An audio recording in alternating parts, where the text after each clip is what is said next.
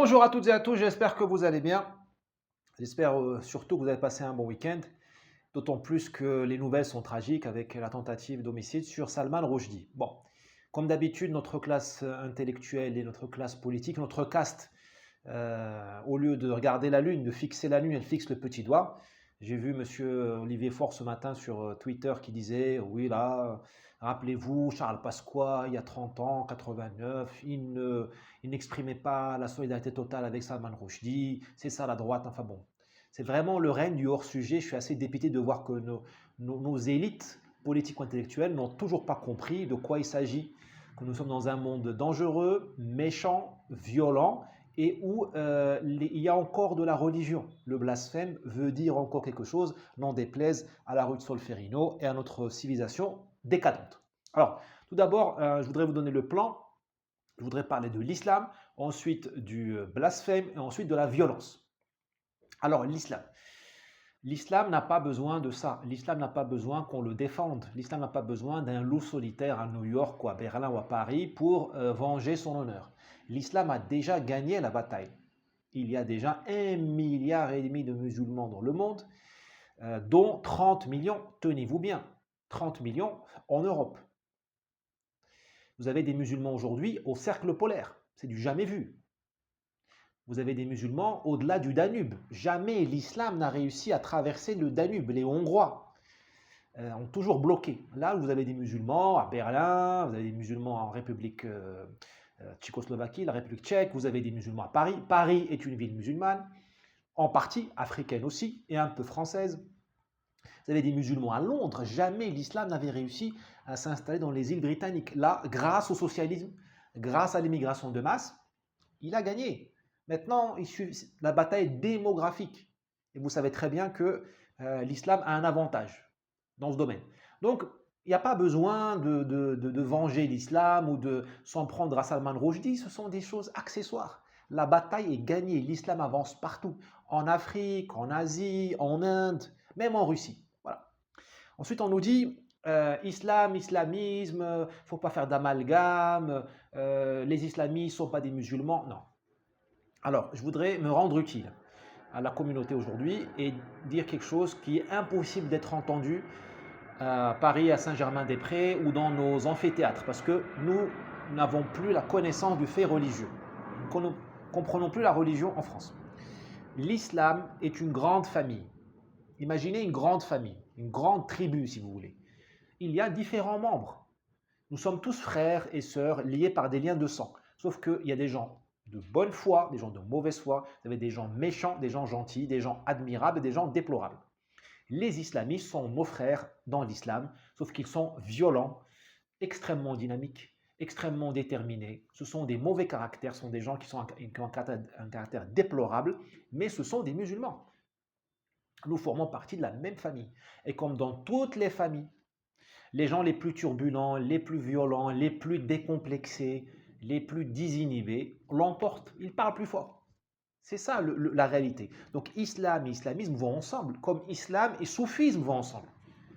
Comme islam et islam sécularisé vont ensemble. Nous formons tous partie de la même famille. D'où la grande difficulté des musulmans dits modérés à excommunier, à se séparer, à s'éloigner de l'islamisme, parce qu'ils sont légitimes.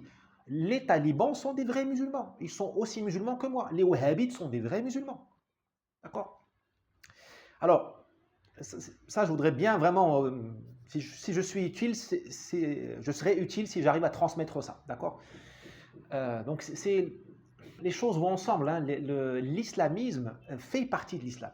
Donc, quand il frappe, c'est tout l'islam qui est engagé. C'est tout l'islam qui est interpellé. Voilà. Et on ne sait pas répondre à ça parce que, comme je vous dis, les islamistes sont légitimes. Ils ont lu les mêmes textes que moi, sauf qu'eux, ils tirent toutes les conclusions, dont le djihad. Nous sommes des millions de musulmans à ne plus vouloir faire le djihad. Nous voulons faire autre chose. Hein, l'intelligence artificielle, la 5G, hein, aller sur la Lune et sur Mars, protéger l'Amazonie. Bon, d'autres tirent d'autres conclusions. Et je suis désolé de le dire, ils sont eux aussi dans le vrai.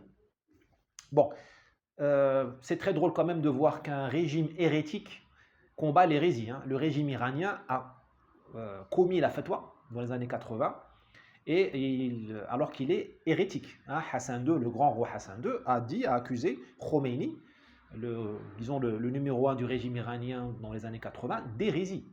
Il lui a dit: tu es hérétique. Et viens me voir en direct à la télévision, je t'expliquerai pourquoi tu es hors de l'islam et j'essaierai de te ramener dans le droit chemin. C'est Hassan II. Bon.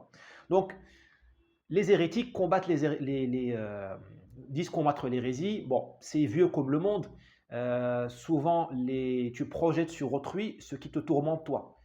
Hein, la projection est une confession. Hein, c'est comme les homophobes. Certains homophobes, peut-être la plupart d'entre eux, ce sont des homosexuels refoulés.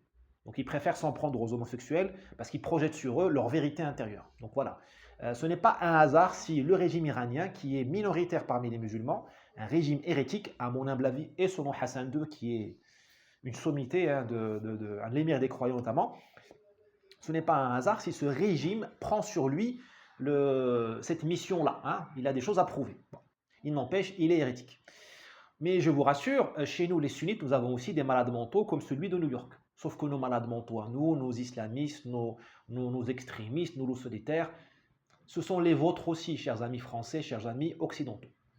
Parce que nous émargeons tous, ils émargent tous, pas moi, dans les pays du Golfe qui organisent la Coupe du Monde en 2022, qui visitent Paris de temps en temps, qui nous offrent des postes à nos expatriés. Hein. Nous sommes les partenaires de ces islamistes-là. Hein, nous sommes leurs partenaires en Libye, hein, BHL, Juppé, Sarkozy. Ils ont dézingué ils ont fait tomber monsieur Kadhafi pour mettre à la place. Qui a pris la place? Les islamistes, les milices islamistes.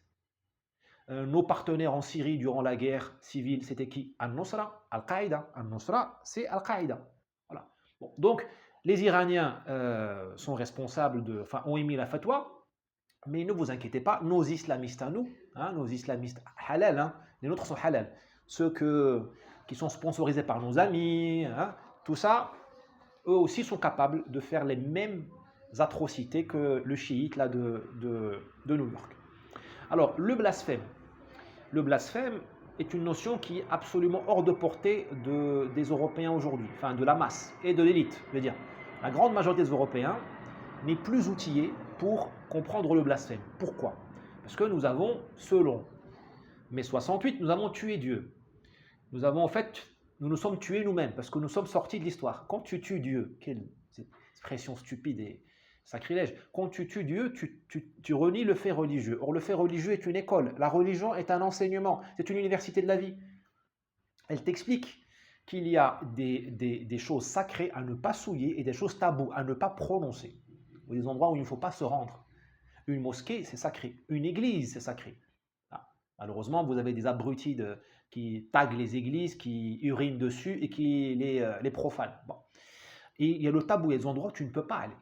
Ça, c'est le fait religieux, c'est aussi vieux que le monde. C'est plus vieux que l'islam, que le judaïsme. Ça remonte au début de l'humanité. Ça, l'Europe l'a oublié. Ce qui fait que quand un abruti dit insulte le Coran, ou quand un humoriste de France Inter dit Jésus est pédé, c'est une attaque d'une extrême violence contre les croyants.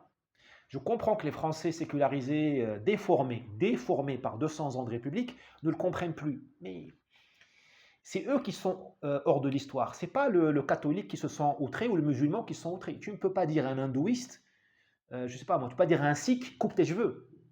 Un sikh d'Inde. Pas dire à un hindouiste, je ne sais pas, ta religion, c'est une religion de sauvage. Le blasphème, c'est très sérieux. Le blasphème est une violence.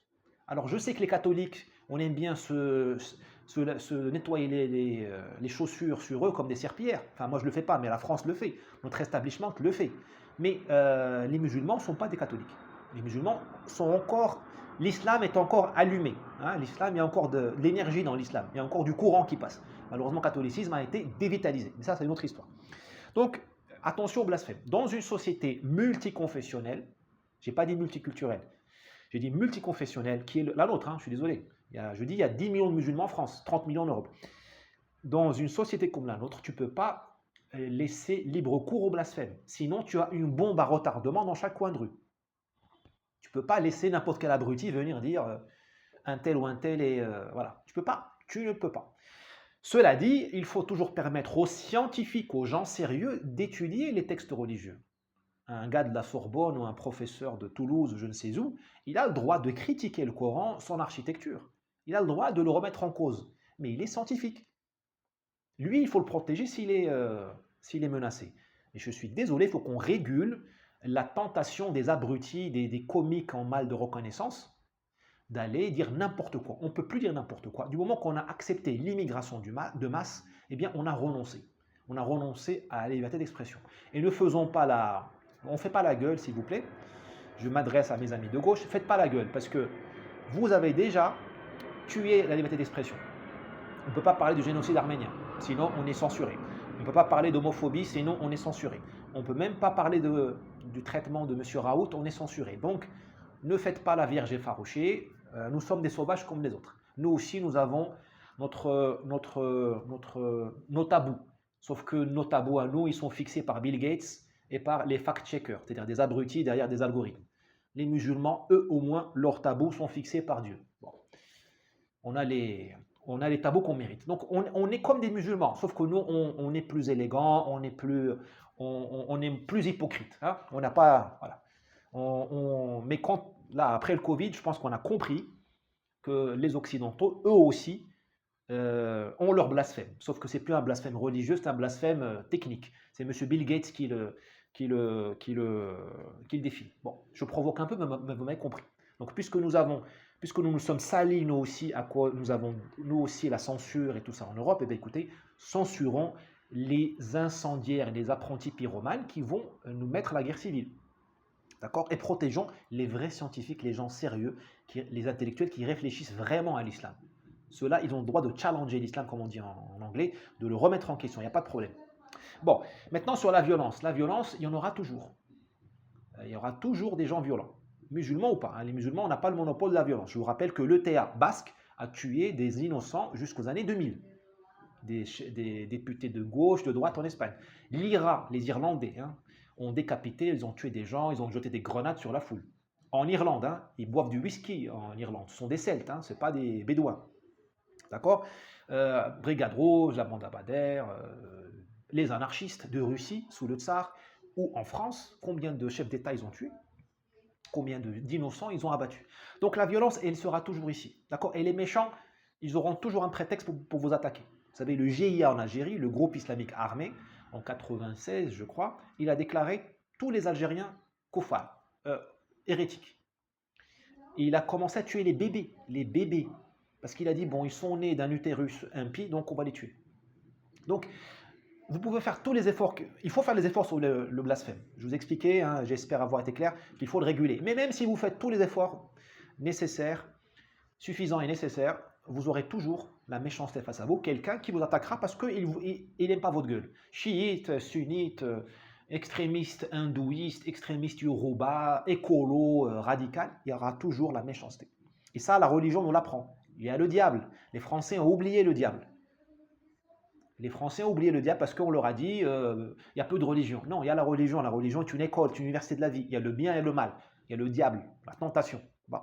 Donc, qu'est-ce qu'il faut qu'on fasse? Là, je voudrais aller un peu plus loin que M. Olivier Faure du Parti Socialiste ou que la députée, la candidate là, du PS à Paris qui dit que tout remonte finalement, la violence remonte finalement au réchauffement climatique. Hein. D'accord. Donc, je vais essayer d'être utile, moi, à mon humble échelle. Il faut qu'on se remette à recréer des hommes, des vrais. Ça veut dire qu'il faut qu'on se remette à recréer des femmes, des vrais. Parce que les femmes donnent les hommes. Et les deux sont en partenariat. Qu'est-ce qu'un homme? Un homme, un vrai, il est capable de faire deux choses. Se défendre contre les loups solitaires, se défendre physiquement, moralement, savoir punir, d'accord? On ne sait plus punir, on est devenu des soumis. C'est pour ça qu'on se fait attaquer, parce qu'on nous respirons la faiblesse. Bon. Et deuxième chose, un homme, un vrai, il réfléchit au monde de demain. Le monde de demain est une société multiconfessionnelle. Paris, je vous dis, est devenue une ville africaine et arabe. D'ailleurs, j'invite n'importe quel démographe du CNRS ou de l'INSEE ou de l'INED à m'accompagner. Je lui fais un tour à Paris et j'explique qu'il est dans une ville musulmane. Hein. Il n'y a qu'eux qui n'ont pas compris ça. Il faut que nous ayons des hommes capables d'inventer une manière de vivre l'un à côté de l'autre, l'un en collaboration avec l'autre, Non pas pour vivre ensemble, pour vivre bien, vivre digne, sans la peur au ventre. Parce que là, aujourd'hui, c'est Salman Rushdie. Demain, demain, ils viendront vous chercher, vous. Parce que je vous dis, le blasphème, tous les délits sont à géométrie variable. Demain, c'est vous qui vont chercher. Eh bien, si vous n'êtes pas un homme capable de se défendre physiquement et moralement, si vous n'arrivez pas à faire comprendre aux musulmans qui vivent parmi vous que c'est de leur intérêt de lutter contre les fascistes islamistes ou demain n'importe quel imbécile, quel abruti qui tue au nom de la religion, vous serez cuit. Vous allez vivre avec la peur au ventre. Et ce sera vous, demain. Ce sera vous et moi les cibles. D'accord? Donc, reprenons le contrôle de la matière humaine. Et la matière humaine, elle est attaquée par le socialisme et par le progressisme, hein, qui est la religion de Macron à Mélenchon. La religion de Davos. Ces gens-là attaquent l'être humain. Ils font des fois, les hommes, ils en font de la matière visqueuse, du soja visqueux. Et des femmes, ils en font un gaz nauséabond. Voilà. Ils n'aiment pas les femmes, d'ailleurs. C'est vrai. Tout ce délire-là que vous voyez, hein, c'est une guerre contre la femme. Maintenant, même un homme peut devenir championne du monde de natation. Ils n'aiment pas la femme. Eh bien, il faut qu'on sauve l'homme et la femme pour qu'on ait des gens capables, je vous dis, de se défendre et de créer un monde où on vit tous malgré nos différences religieuses. Parce que les différences sont là. Les différences sont là et on ne va pas assimiler tout le monde. Même si mes amis de droite croient qu'il faut assimiler tout le monde, on ne va pas y arriver. Donc si vous ne voulez pas vivre dans un coupe-gorge, il faut se mettre au boulot. Merci, à demain et n'hésitez pas à partager cette vidéo et transmettez-la à vos amis du Parti Socialiste, de la NUPES, de LREM, de LR. Hein. Je ne suis pas contre quelques conversions. Hein. Et d'ailleurs, il vaut mieux d'un progressiste repenti qu'un progressiste arrogant. Donc ramenons-les et je ne désespère pas de voir des progressistes se repentir. A plus.